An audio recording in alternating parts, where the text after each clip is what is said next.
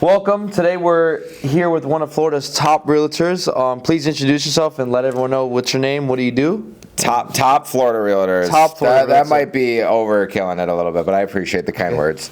Anthony Nucci, I'm with Douglas Elliman, and then I also have my Nucci Consulting business where we help real estate agents grow, scale, and build their business as well. But yeah, man, I mean, that's my I don't know how much you want me to go into my intro, my whole story, but... Oh, we're going to go over everything. It's needed. Yeah. So you're a real estate agent, correct? Yes, I have been for about 8 years. I started off in Detroit, Michigan. My grandfather's a builder, so I grew up like doing all this crazy shit that I didn't want to do. I was like, I don't know how to do any of it, but I was like painting, and then the next day I was like putting drywall in, and I was driving all like the big like excavator, the bulldozer, the backhoe, all those machines. And then I saw like the lady that worked for my grandpa. She was driving a Range Rover, like Rolex, badass suit, and I'm like, whatever she's doing, I want to do. And he's like, oh, she's a real estate agent. So I got my license. I thought it would be easy. And it's not, obviously, because everybody in the fucking world has their license. You're cool with I can swear, whatever, right? Okay, because I tend to drop a lot of F-bombs, but anyway. So yeah, then I was like, I don't know what I'm doing. I was doing real estate. I started working with influencers, trying to do this like marketing agency that I had, and then I was trying to flip houses, and then I was like, fuck it, COVID hit. I moved to Miami. I got my license here, and fast forward, here we are. Yeah. And how old were you when you got your license? 22. I'm 29, so. And did you fail the first time? I failed 7 times. 7 times it took me to pass it. Yeah, Adam, 7 times. So you failed your test 7 times and you still thought, I still can do this. Why did you think that? Because I had no other choice. I don't know what the hell I was going to do. I was like, what if this doesn't work, I'm not going to school. I tried to go to college for like a week. It lasted. I don't know if you had any college experience. I'm curious on your story too a little bit. Half a semester, yeah. Yeah, I couldn't do it. And my grandpa's like very successful, so I asked him, I'm like, what am I going to do? And he's like, well, you're either going to work 10 hours a day and figure out some sales job, or you're going to go to college. You're just going to eat it. And I'm like, okay, well, I'm going to work my ass off. I don't care what I have to do. And he was like, well, you don't have any other choice. Get your real estate license. So I got a tutor, dude. I was like I cheated my way through high school. I never paid attention. I never took Adderall, so I never had that competitive edge. So I just had to try and figure it out on my own. But yeah, well, the first year sucked. Like I sold 1 house. And I got screwed over out of the commission. Now, walk us through that first year you get your license, and like, where are you going? Are you working at a firm? What's this whole process like after you get a real estate license? Because a lot of people, they get their license, they think money's going to fall in their lap, and obviously it doesn't. So explain to us. So you have to be with a brokerage. Like the second you get your license, you have to be with one, unless you have your brokerage license, but you can't get that until, it depends by state, but I think in Michigan you have to be 2 years as a real estate agent and sell like 10 houses. Here I think it's 3 years and you got to sell 14. So I had to work for this. It was an in-house builder and brokerage, and they were committing fraud, and I did not know that. Like the builder got arrested. Another thing that I didn't realize too is like, let's say you own the brokerage and I worked with you, and like, I don't know, I sold Andrew's house and you told me to sell Andrew's house, and then Andrew's like, I'm gonna give you $5. And I was like, all right, Adam, like we have to sue him. He owes me 25 grand. If you were like, he's my friend, I don't know. I don't own the contract. You do, because you're the brokerage. So the guy gave me a deal, my first deal ever, and he gave me $500, and I should have got like $15,000. Now, whenever someone works for a brokerage, what are the percentage splits? Because usually I know real estate agents get 3%, but when you're working for a brokerage and they have the property listing, but you sell it, how much are you getting paid on that? So and let's say a $500,000 listing. Yeah. Okay. So. Typically, you get 3%. It's 6%, 3 and 3. Nowadays, it's more like 5 with the new NAR rule. But then the brokerage will take 20 to 40% off the top, which is like, I think it's modern day fraud, to be honest with you, because they don't do anything for you other than, I don't know, maybe provide you with some softwares. But also, depending on state, like in Michigan, you have to pay a cap. So I'll explain it to you like this. Let's say I sell $10 million worth of houses in Michigan. I made 300 grand GCI gross commission. Let's say my broker takes 20%, so they take 60 grand. I have to pay $20,000 before I can get 100%. So, maybe halfway through the year, I cap out. I go from 70-30 to 99%. But in major markets, you never cap out. So you never get the ability. So here, New York, Texas, like California, like at Douglas Elliman, let's just say I have a 70-30 split. I'm at 70-30. unless you start selling like hundreds of millions of dollars. You can never get 100, you can never get 90, you get like 70, 80. So you kind of walk away with like a third.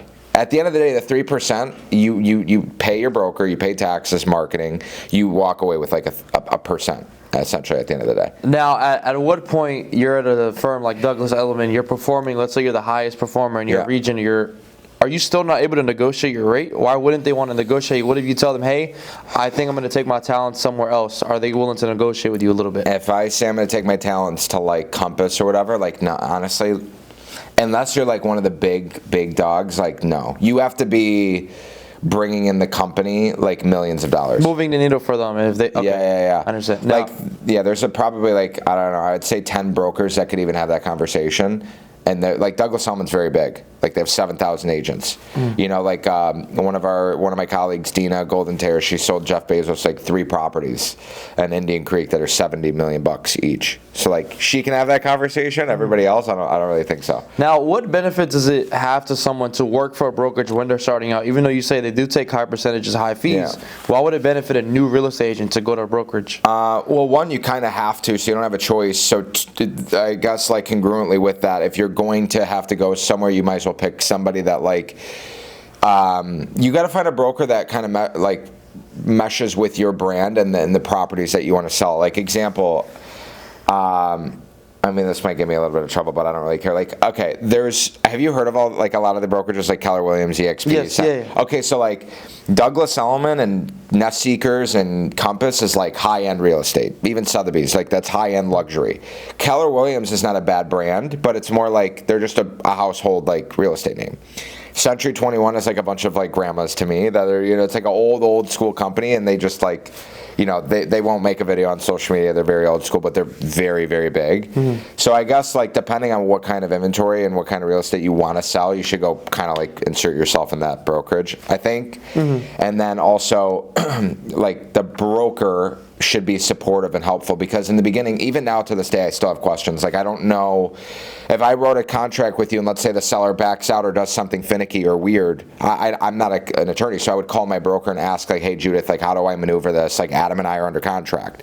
But that's the one thing that I still do to this day. You have to ask questions. So basically, when you get your license, find a firm, pick it, and see what you like. But easier said than done. There's a lot of real estate agents that get their license.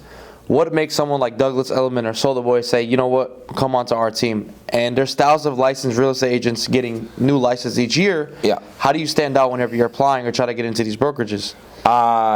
You same way you're trying to sell yourself on like getting somebody to let you represent their home. You're selling Douglas Elliman or Sotheby's or Compass to like, hey, I used my Michigan numbers, so I'm like, hey, I'm not new to this. I've been doing this. This is how much I've sold. This is sink or swim for me. It's not like a part-time thing. I'm not a valet guy. I'm not a barber. I don't have like 3 jobs, and I have my real estate license.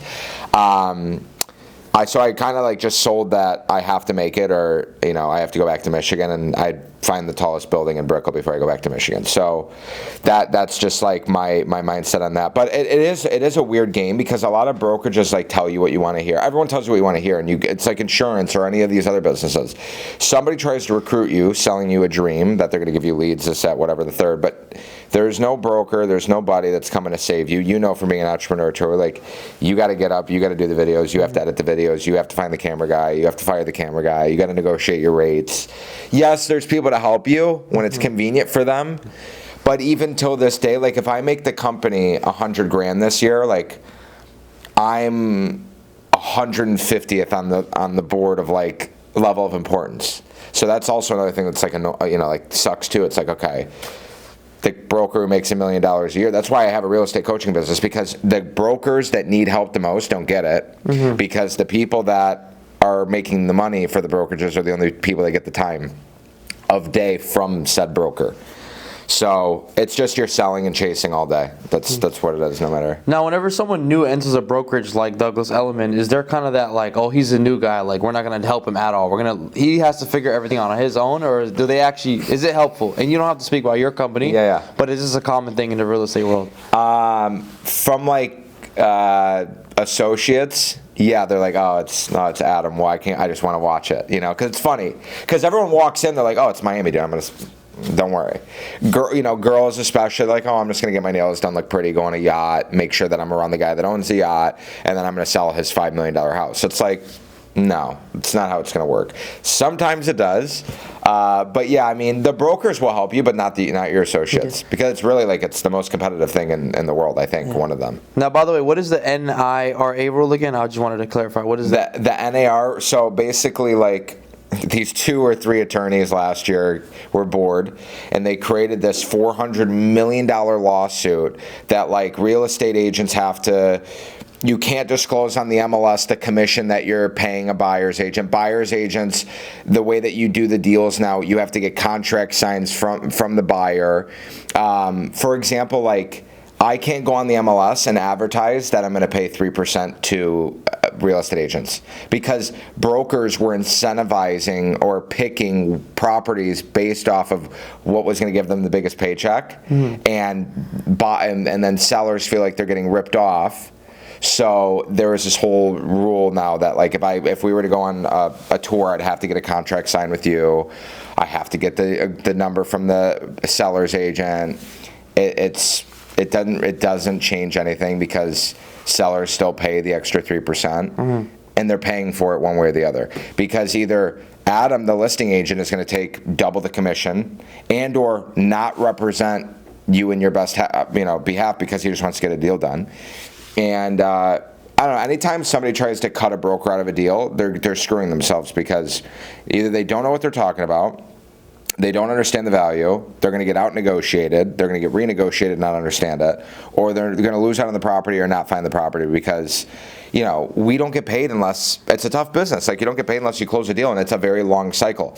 I could be the best salesperson in the world. If I met you in January, I got my license January 1st, you allowed me to sell your house, it would probably take 30 to 60 days to sell your house under contract, and then Andrew will tell you another 30 days to close on the loan. So it's really like a 90-day cycle. Net 90. Yeah. You know what I'm saying? Like, and then my broker's going to take a lot of it because I'm new. Okay. So I get 60% of, like, my first deal. It's tough. Now, explain the difference between, for those who don't know, what is the difference between a real estate agent and a real estate broker? How does this work, and how does someone even become a broker, and how can that benefit them? So a real estate agent is like the first thing you get when you become a real estate agent. The real estate salesperson license, it's like the entry level thing that you get.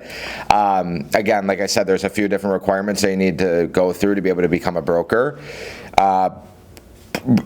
It doesn't matter if you are a broker. Like, when it comes to selling, some people think it doesn't matter, but I have the ability to start my own brokerage, right? Like, Drew mentioned Alex. Like, Alex Goldstein has his own brokerage. He can call it whatever he wants, so to speak, and he can write the splits. He can change the splits. He can have 10 people in his office. He can have 100.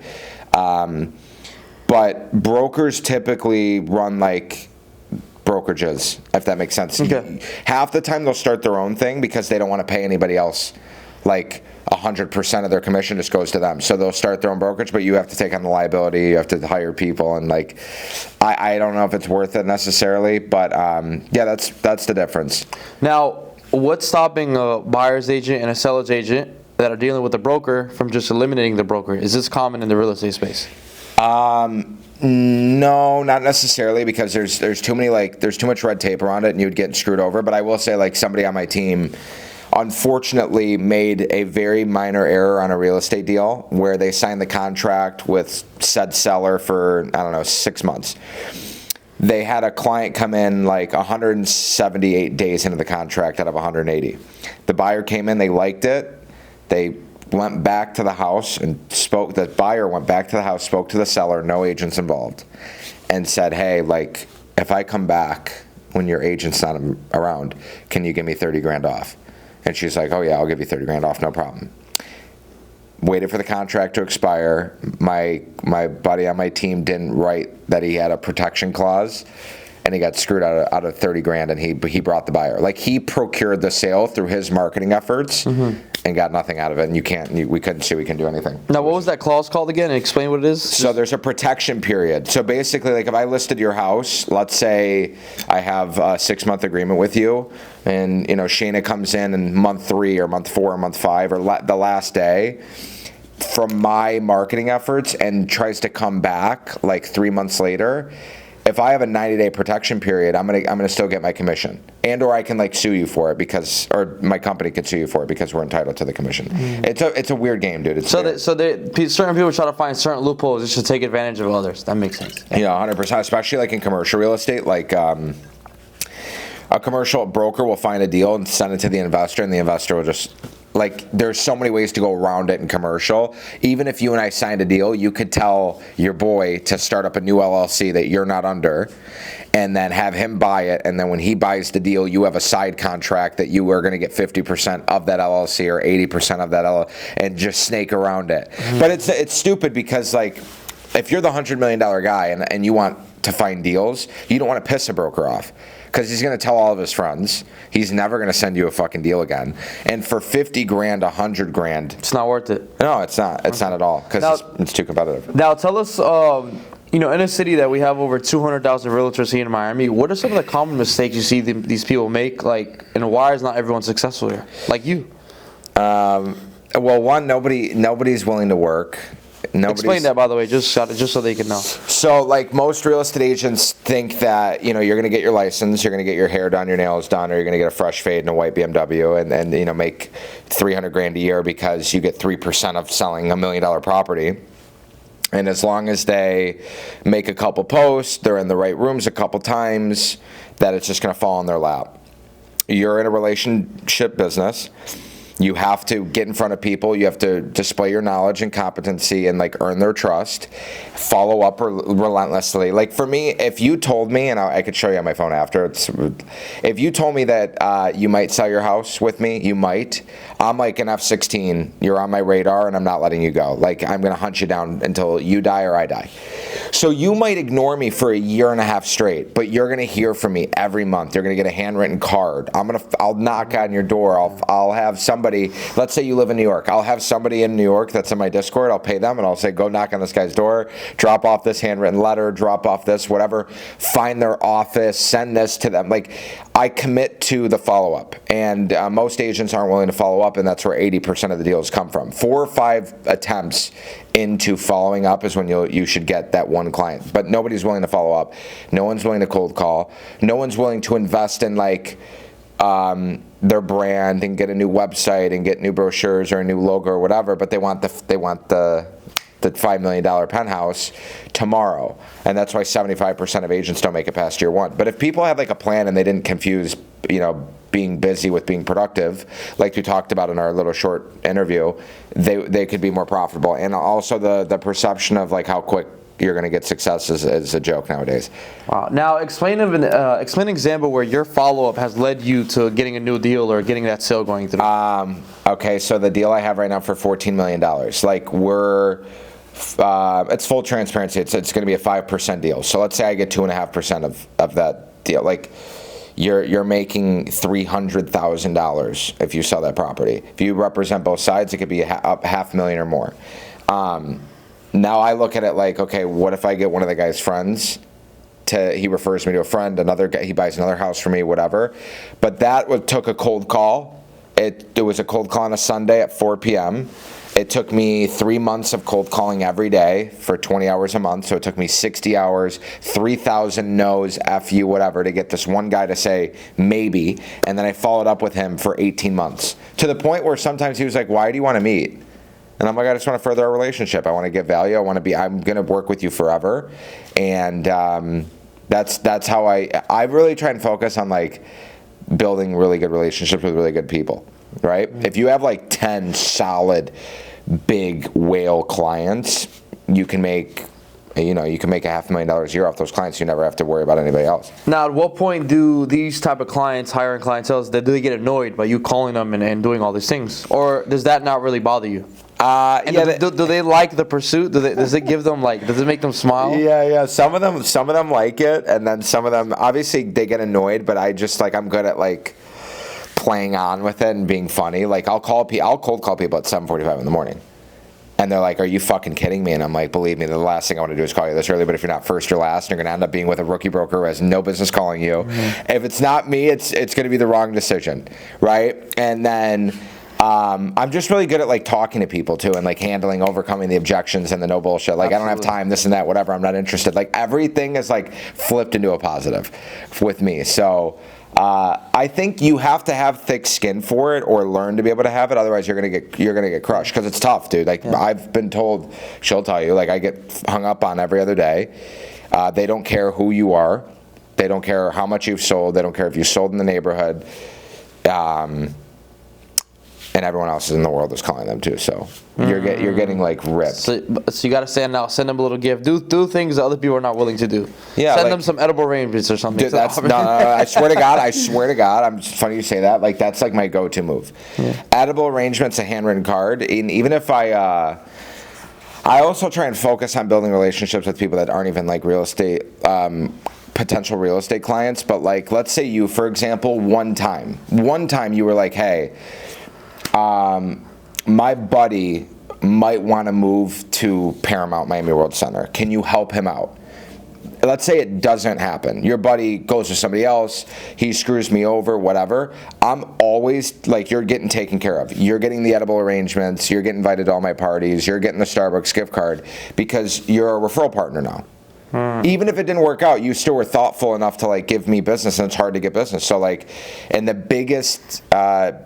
easiest deal you could possibly get is a referral. Like, it's very low, friction. Yeah, and it's funny you say that, because I actually just interviewed the co-founder of Edible Arrangements. Him and his brother started this. So no shit. Yeah. He's actually we're gonna do a podcast here this week. So that's it's funny you say that. And thing about referrals is, even with me, almost, I would say maybe 80-85% of all my like deals that come into people when I be on the show are referrals, because it's someone that has been on the show before. They've gotten a lot of exposure. They were happy with the video, and they say, hey, I want my friend. I'm going to tell my friend about you. No shit. And that's why it's always good to do good business with people and keep your word, honor your word, and always do what you say you're going to do and outperform. What is it? This called better than under promise, over under promise and over deliver. Yeah. So I always try to make sure that I do a good job, because social media is a very big space. People talk to each other. People call each other and ask them questions about a specific person. Yep. And if you don't keep your word, it'll drown you for sure. No, 100%. And even with your follow up, I'll have people where they want to do a video. We talk on the phone. I'll send them an invoice. They go ghost for a few days. They'll make a post where they're at Louis Vuitton 5K. I'm like, yo, going crazy with the bags. My follow-up's so crazy that I'm like, hey, I see you. I'm watching you. Just let me know. No, you can ask. I'll take pride in it, even with you. I don't know if she was in the room or not. I called you. You gave me the invoice. I paid it within 13 seconds. And I will say this now, too, on camera. There's people that pay invoices quick, and it tells me something about you. Secondly, the relationship's just always better, because I know, even if money was tight, the fact that you paid that quick just shows you respect my time, I respect your time. So now I have to over-deliver for everyone I work with, but now I'm going to make sure, hey, you get that extra step. Yeah. Make sure the floor you walk on is cleaner. You know what I mean? No, and I'm very thorough. I'm very fast. Like, even my guy, my marketing company, like, he sends me an invoice every month that's it's a percentage off of the income that we make, and it's usually like $10,000, $15,000, $20,000. The second he sends it, I get anxiety, dude. I don't care if I'm laying in bed and it's 11 o'clock at night. I initiate the ACH, and I'm like, I just sent it to you. You'll probably get it tomorrow. He's like, bro, it's Saturday. Don't worry about it. Because that's how you have to do business. And it's funny you say that, and I see the timepiece trading. Talking about social media for a second to pivot, I was able to do like content at Timepiece Trading when I was like 10K followers, and Neil is like a sweetheart, nicest guy fucking ever. His brother, everybody there, Sean, I've met a lot of the guys there. I did a podcast with Neil. I was able to meet another guy from it. You probably saw me from that. Yash, we met at the Fan Basis event. Like, it's all relationships, and it's leverage and power with the social media, but it's also like, we're all talking to the same people. If you screwed me or I screwed you, 25 people that we know are going to know about it tomorrow. It doesn't even cross my mind to do something like that. It's now, I'm a firm believer what you put out is what's going to come back. So if you're someone that's slow to pay an invoice or not trying to pay someone, that same type of energy is going to come back to you. Say you're trying to close a deal, things are going to take longer just for all of a sudden. Something's going to happen to you later down the line. So I think it's always good to just put the energy out there that you want to receive back, because it will come back and get you. No, I say that all the time with people that like want to sign up for coaching. It's a very small price to pay. First of all, it's a pay-to-play game. Second of all, you don't know what you don't know. I always break it down to like two things. One, either you already know what to do, but you're gonna get paid. You're gonna pay to get woken up and have accountability. And if that's the price you got to pay, then it's worth it. Or you don't know what the hell you're talking about. And if you can't invest $2,000, $5,000 into you, how do you expect a client to invest $1 million with you in their real estate? Exactly. You don't even deserve the business if you aren't willing to become the best version of you as a real estate agent. When there's 1 million of us, 6 million of us, and only half of us sell a house a year, or like half the people don't sell like one house. You have to invest in yourself, and I'm a big believer in, like, I think abundantly. Sometimes I spend too much money, and she's like, all right, you don't need to pay the valet this, you don't need to. I'm like, whatever, it's gonna come back. Sometimes I'm a little crazy, but yeah, you have to, dude. I'm not sitting over there like, I don't care if it is tight for the moment. I'm like, no, pay, move on. Something's gonna come from it. Make it happen. But there's just two types of people. There's people that like always figure out a way, that are positive. They're gonna make it happen, and there's people that are just like, I don't know. And even now that we met, so it's funny. I sent 2 listings to some girl in Paramount. She 2 rentals. They're like $7,000-8,000 a month. But now I know, okay, anytime in the future, I'm gonna send you. And the reason that happened was because I went on 2 tours with her for the building I'm moving now, different buildings. And not wasted the time, but I needed more time. I said, hey, sorry, but take care of this person. Take care of this person. But now she was, bending over backwards to make sure I was good, because she made a little money, And basically, it all comes back at the end of the day. So now tell us about your program. So you have a coaching program, right? And what exactly is in that program, and why'd you start it? So I started it 4 years ago. Okay. My mentor actually told me to do it, and I was like, had imposter syndrome. I don't know if you ever had that when you first started. I didn't feel comfortable with it, but like, I was not qualified to talk about sales so much, but it was more like mindset. So I guess I was getting like people to sign up and buy into that, and we were doing very well in the beginning. And but now fast forward, I started it because like it changed my life. No one tells you what to do. Like we talked about before, the brokers spend time on the people that are making money, and the people that aren't making money need the brokers the most. It's very fulfilling. And how it works is it's very simple. Like you apply, you fill in your application of like what you're struggling with, how much money you're making, or what you want to make, what your bottlenecks are, if you know what they are, if you can identify that. And then you get in a call with my team, and then if everything makes sense, we onboard you. You get a part of a Discord of 1,000 agents across the country. So you have a referral community. You have like an engagement group, so to speak. I don't know if you've ever done that before, like where you have your homies like and share your post to boost engagement. So that is right there paying for what you signed up for. You get me every week. You have 15 coaches or coaching calls a week. You get scripts that are up to date, that the ones that I use to get $1 million, $2 million, $5 million, $10 million deals. And we're also launching something next month or whenever this goes out. Within a few weeks of today, there's going to be a new social media personal branding curriculum that I'm going to launch, because I think it's very, I can't even imagine how many meetings or yacht invitations or dinner invitations or whatever you've gotten just because you have a following. Absolutely. Yep. Nobody understands how powerful that is. Like maybe it's a merch deal or a brand deal. I was going to ask you too, like, have you gotten any like people that want to sponsor like clothing or? I mean, I had a few, just didn't make sense. I'd rather do like a long-term partnership, me promoting a company, but like a shirt, I could, but the way or even like water or brands or like water, anything. It's mostly like companies paying me, hey, do a post, do this, do that, or like the Go High Level deal I just signed. I don't know if I tell you about it, but it's funny about real estate because I failed my test twice in North Carolina, and I threw in the towel. So that's where you're from originally? Yeah, Charlotte, North Carolina is where I'm originally from. Okay. And you're 25, 24? Just turned 24. Okay. I dropped out of college at 18. I went for a semester. No shit. 2 what? years. What is it? I no major. It just you were just going to go. I had a Division II soccer scholarship, so that was my reason to go. Dropped out, and then started selling shoes, started trading stocks, worked the Amazon job, 12-hour shift, 7 p.m., 7 a.m. So I learned a lot in those 2 years, but in the year that I had the Amazon job from 7 p.m. to 7 a.m., I said I could listen to Little Baby all night, or I could listen to Hormozy, I could listen to Dan Martell, I could listen to Gary Vee. I could knock out 3 to 4 podcasts every shift, read a few books, and I did that for a year straight, and that honestly taught me everything that I know now. But like, how did you get into? And I appreciate that. I can respect that too. But how did you start? Like, what was your first?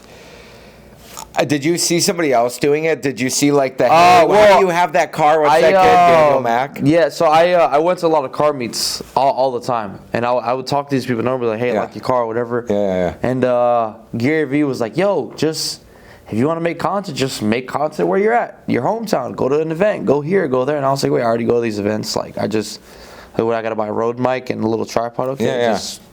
And in 2022, I bought the mic, bought the tripod, was practicing in my bedroom how to ask the questions, what questions I'm going to ask. No and then shit. I went to McLaren Charlotte car meet that they have like once or twice a year. Yeah.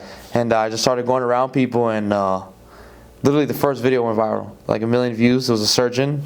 It makes about $900,000 a year. But I saw that. You reposted it, or it's yeah, I reposted it. I reposted it, I think two times. And it went viral because people said, you went to school for 25 years to make that type of money. It's not worth it. There's no way. Because you go to school from when you're 18 or 20 to 40, 45. And then come out. So at 45, you're just not making money, and you're paying off the debt from Yeah. all your 30s and 20s. Yeah. So it was interesting, and just took off ever since. So like right off, no, honestly, like quantified it over like months. Like when were you like, wait, holy shit, I can do this and only this. I don't have to worry about a job.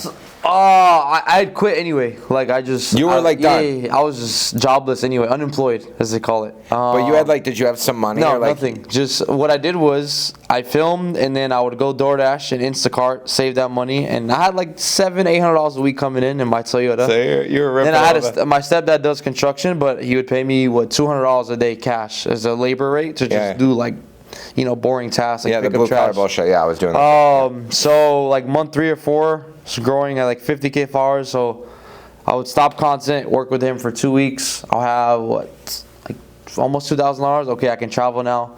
I can go get a hotel in New York for a week. I can go to Boston for 2-3 days. I can move around. But you wanted to go to these areas? Yes, or I wanted people DMing you. I wanted to from go to there? these areas because I said I need to make content other than just North Carolina. And I didn't have a cameraman or anything, so it was just me, the car, and my tripod. So I would go find a hotel, park, sit at a corner for 10 hours, and just start like hunting people down. So, and I say all this because I'm a little familiar with, I guess, cold calling, but in person. I think it's a little harder in person, but you have to tell the person, why are you bothering me? Yeah. So what do you want from me? What was your opener?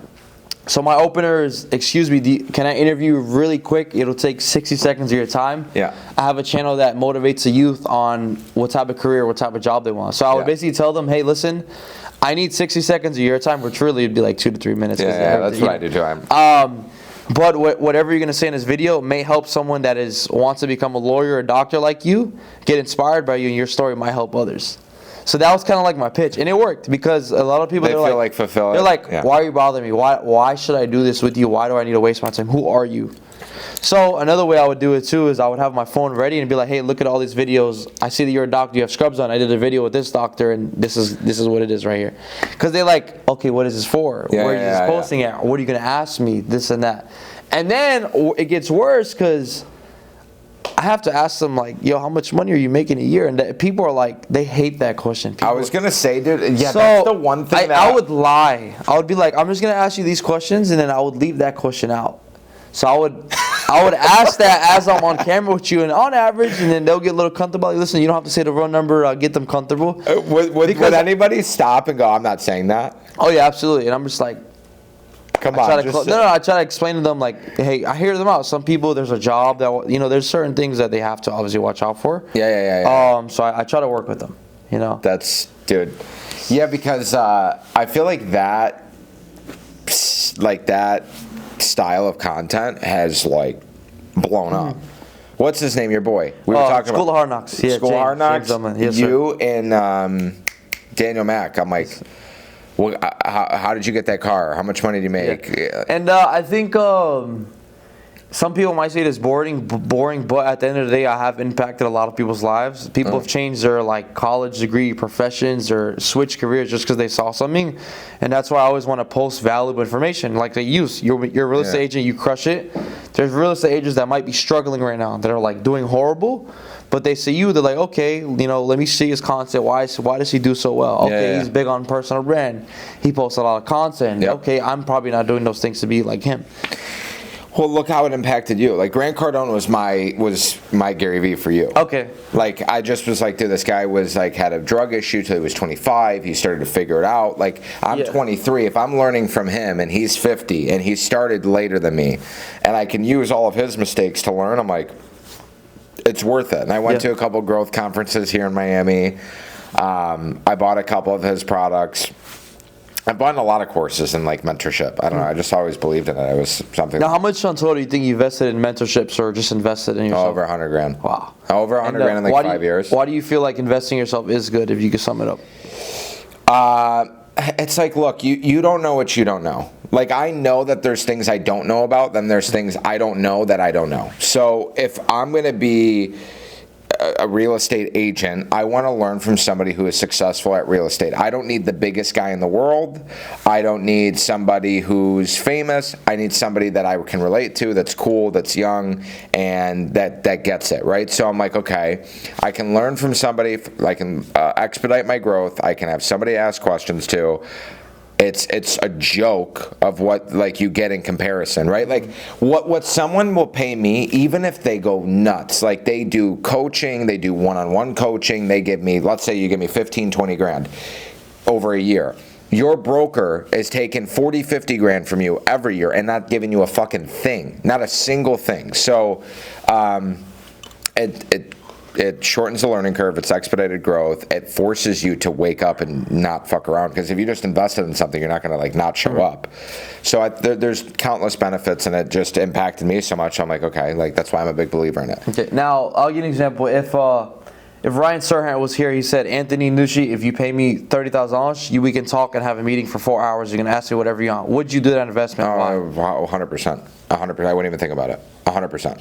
Okay. And like that's a lot. Like it's a lot, but it's not, because like he is.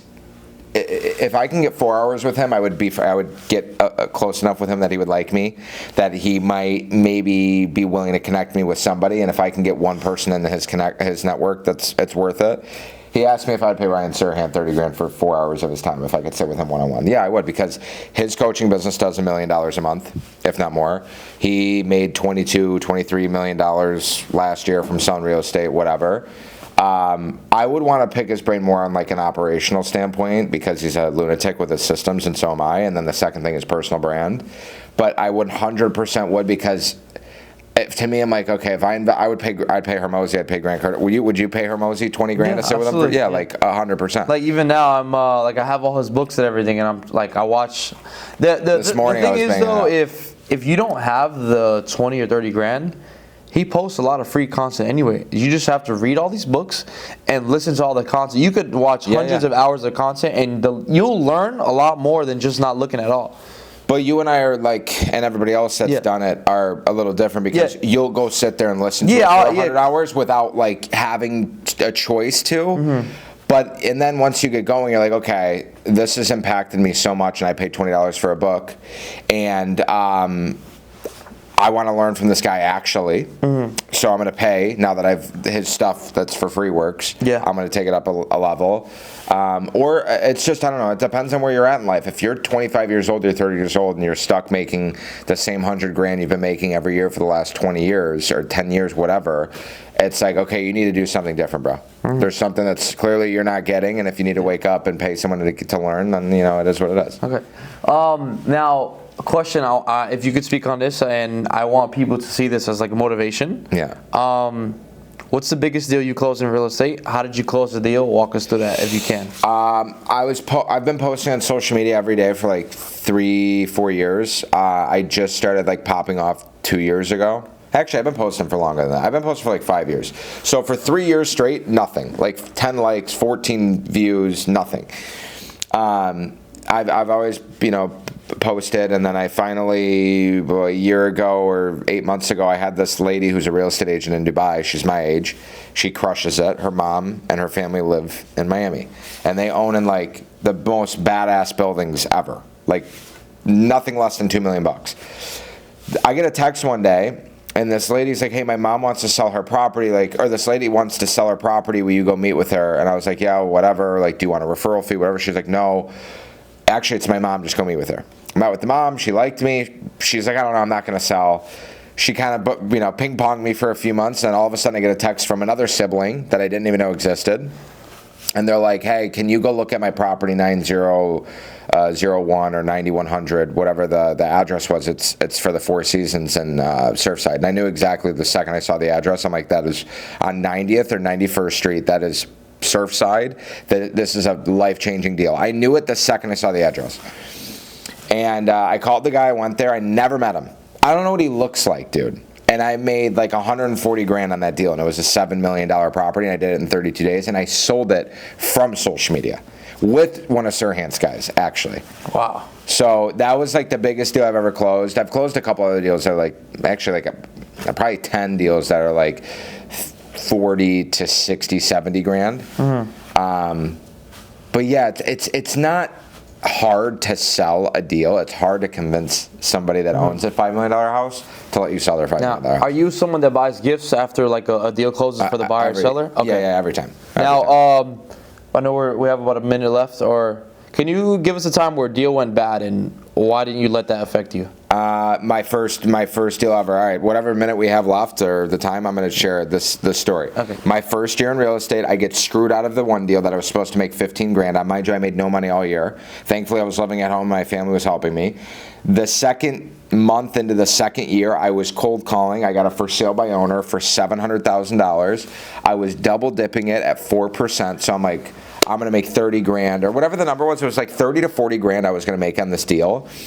I put it under contract. I was listing it. I put it under contract with the buyer. Midway through, one of the sellers died. The other seller hated me for no reason, so he fired me. The buyer figured out that the seller was lying about the square footage, and I took their word for it instead of like actually looking. So I made a mistake. And the buyer, I was selling the buyer's house too. So I had like 4 deals lined up here. And this is my second year. And I'm like, I'm going to make like 50, 60 grand on this. I'm like, I'm fucking rich. The seller died. Other seller hated me. Property went to probate because it wasn't in like some trust or LLC or whatever. Lost that deal. The buyer, I never signed a buyer agency form with him. He was out looking at houses over the weekend, and he goes, hey, do we have an agreement signed? And I'm like, why is he texting me that? And I didn't know he was setting me up. And I'm like, no, we don't have anything. So he used that as like, evidence. Went and bought an $800,000 house from an open house, and the agent who sold it to him made $24,000. That house, funny story, it sat on the market up until a year ago, and it sold for like 500 grand, and I had it under contract for like 660. But that was the worst deal ever, and I remember my buddy came over that night. We got a bottle of wine and some cigars, and I was like, I don't know if I'm going to be able to do this, dude. Like, this is terrible. But, it happens. Okay, and then lastly, if there's a real estate agent or there's someone that wants to become a real estate agent in 2025, what's the last words of advice you want to share to them with all the experience that you have? Reconsider. I would say it's definitely not like, you're not going to get your license and make $1 million your first year. If you are like connected and you have, people that you could tap into right away, you have a previous sales job, maybe it's car sales, life insurance or something like that, and you can tap into that, great. If not, I would find somebody who knows what they're doing, learn from them. Treat it like it's a job because it is. Track everything, track your numbers, how many people you're calling, you're meeting with, learn as much as you possibly can. Go to every seminar, every free training, every networking event possible, and drop your loser friends that aren't doing anything with their life and just surround yourself with winners, and eventually you'll win. That would be my last piece of advice for that. Fair enough. And then your real estate group, what can they find inside that group, and are deals getting done in this group? What goes on in this group that you have? We've done $2 billion in the last 2 years and $45 million collectively out of the 1,000 people that are in there. Now, that's not like super crazy, but those are big numbers. A lot of these kids have no experience. Some of them are making $1 million a year that are 40 years old, and they wanted to cold call or build their personal brand.